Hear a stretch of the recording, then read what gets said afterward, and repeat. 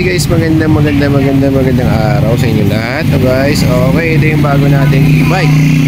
E-car e-bike. Okay, ayan siya guys. Para siyang style niya is Wigo. Okay guys, ang ganda niya oh. Wow, suwabing tayo dito guys. Okay guys, konting ano lang tayo guys, konting update lang tayo dito sa e-bike na to kasi kararating lang. Gusto ko lang i-share, no guys. Ito guys, naka number 400 by 10 rin yung kanyang gulong. Okay, tubeless na yan guys ha. And then 1200 watts ang kanyang motor. Same as controller niya, 1200. So guys, tapos meron na rin din siyang ito, spotlight sa taas. Ayan, may dual spotlight siya guys. Okay, ito yung automatic wiper niya guys. Ayan. Okay, ganda guys, avocado green.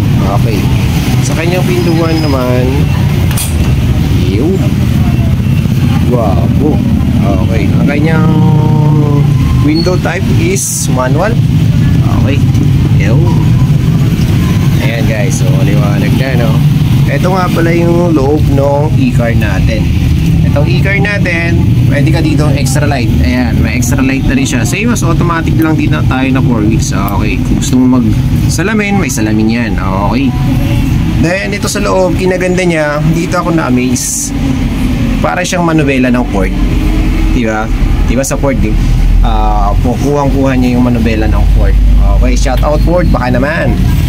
Tapos na dito yung kanyang neutral, reverse mode, tsaka drive mode. Okay, ito yung kanyang pangalan to, wiper. Tapos spotlight sa taas. Ayan. Okay, nandito yung kanyang pangalan nito. Hazard mode nandito, flasher, yan nandito sa gilid. So yung mas automatic na talaga, no guys, ang ganda. And then ito guys nga palang e-bike, 5 to 6 person ang pwedeng sumakay. Ayan, ito yung likod. Okay. Pero pwede rin siyang i-fold kung sakasakali. Ayan, nako-fold siya pag ganyan. Okay guys, kung ayaw mo naman, pwede mo siyang gawing upuan. Okay, safe na safe din guys ang kanyang controller. Nandito sa likod, meron siyang lock dito sa likod. Ito, kasi fold lang natin ng konti. Nandito ang kanyang controller. Okay guys, nakatago. Safe naman yung controller niya. Hindi siya mananakaw basta-basta. Okay, balik lang din natin. Taas, naging upuan na. Oops. Eto guys, nandito na yung kanyang accelerator sa baba. Accelerator, then brake. Okay. Tapos kung gusto mo ngayon pag parking brake mo, nandito siya. I-press mo lang to para mag-lock siya dito. Ayan, ganun siya kaganda guys. Ganun siya ka-high-tech, no? Parehas lang talaga. Ito nga pala yung bukasan ng hood sa harapan. Okay. Meron na rin siyang, ayan, dito sa gilid.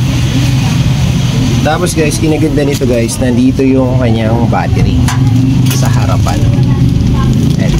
Ito yung battery niya guys. Okay, 60-45 ang kanyang battery. Ang laki, ang dami. Sigurado mapapabilis ka ng patakbo nito. Okay, balik natin. Safety naman. Okay, ayan guys. Meron na rin pala siyang car stereo na kasama dito sa gilid. Okay, left and right ang kanyang panel board, nandiyan din sa harapan. Okay, makikita mo lahat dyan, automatic wiper. May lagayan pa ng milk tea, mga ball pen, etc. Meron dyan. Okay, then sara. Okay, ganda. Ginaganda guys, meron na rin siyang dito sa harapan, hood. Ayan, may kanyang hood.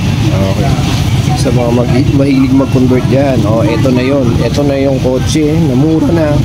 Tapos pwede mo pang lagyan ng makina kung sakaling mo lumikot yung imahinasyon. Okay guys, ito yung e-bike na swak. May hood pa sa harapan. Ito yung karga ng hood niya. Okay, ayan, nandito na rin yung kanyang horn. Okay, ito na to guys, nandito lahat. May mga gamit niya, gamit na rin ng 4 wheels guys lahat. Parehas na parehas, para ka na lang nagdadrive ng Toyota Wigo. Okay guys, so sinishare ko lang to guys kasi kararating lang dito sa pwesto namin. Para sa mga nag-aabang yan guys, eto na yun, ito na yung hinihintay nyo guys. Guwapo. Okay guys, okay, oops, sara natin. Okay guys, ayan na. Okay, montage, pasok.